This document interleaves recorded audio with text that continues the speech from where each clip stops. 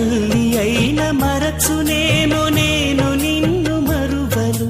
చూడుము నా అరచేతులలో నిన్ను చెక్కియున్నాను.